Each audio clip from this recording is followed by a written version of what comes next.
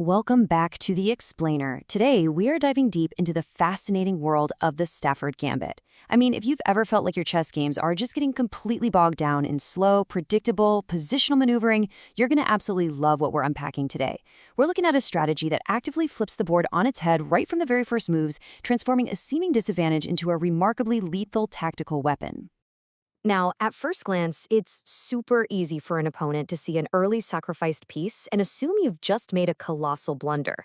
They might think you're just playing reckless, aggressive chess, hoping for a cheap trick. But the source material we're analyzing reveals the brilliant, calculated architecture hiding right behind that perceived chaos.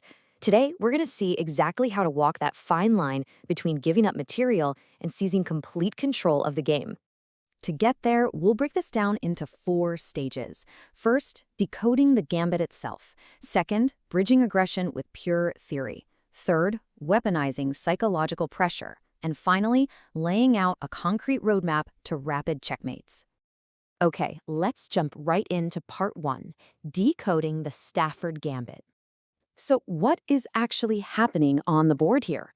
The entire foundation of this opening hinges on one defining move, and that's the early, completely intentional sacrifice of your knight on e4. You're willingly giving away a highly valuable minor piece right out of the gate. Why? Well, specifically to create immediate tactical complications. You aren't just dropping a piece, you're instantly changing the geometry of the board and forcing your opponent out of their comfortable, memorized opening lines. I absolutely love the specific phrasing our source material uses for this. They call it weaponizing the early knight sacrifice.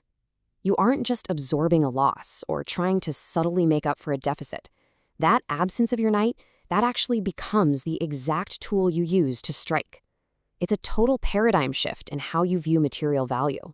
By pulling white's pieces way out of position to capture your knight, you expose their structural vulnerabilities. This sets up precise tactical intersections that generate a terrifying amount of kingside pressure. And because this attack comes so incredibly fast, it routinely forces white into making catastrophic blunders. They simply don't have the time to develop a standard defense before the panic sets in. Which brings us perfectly to our second area, bridging aggression and theory. It's really fascinating to see how this aligns with the style of historical world champion Mikhail Tal. What the source highlights so beautifully is how these high-risk sacrifices translate directly into undeniable concrete tactical advantages. Tal was famous for moves that looked like sheer madness, but were actually deeply rooted in a theoretical understanding of initiative. The Stafford Gambit channels that exact same energy. You're trading material for an overwhelming initiative that mathematically favors the attacker. The crux of it is that mastering the theory behind this playstyle completely dismantles your opponent's defenses. When you truly understand those tactical intersections, you transform what looks like reckless aggression into genuine structural mastery.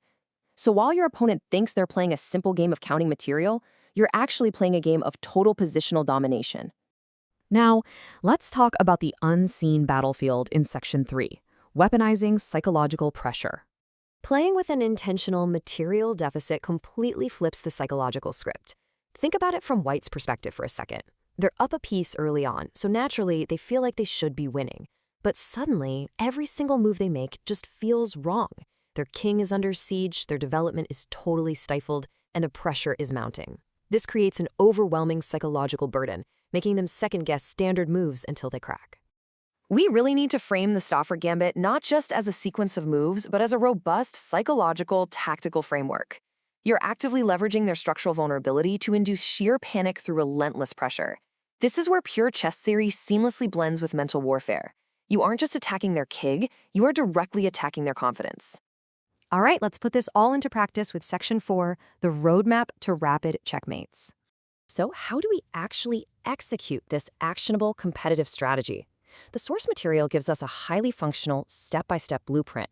Step 1, confidently execute that e4 knight sacrifice. Step 2, immediately pivot to exploit the resulting structural weaknesses. Step 3, apply relentless kingside pressure. And Step 4, capitalize on those inevitable blunders to score a rapid checkmate. When you understand this roadmap, you empower yourself to turn what looks to your opponent like a chaotic gamble into a precise, calculated science. You completely take away the randomness. You are the one controlling the narrative of the game from move 2, replacing the mystery of aggressive play with a structured, repeatable methodology for dominating the board. So, I'll leave you with this final thought to chew on before your next match. Are you ready to boldly embrace an intentional material deficit to create an overwhelming psychological advantage? Because the Stafford Gambit proves that sometimes, to gain absolutely everything on the board, you first have to be willing to give something up. Thanks so much for joining me on this explainer, and I'll catch you next time.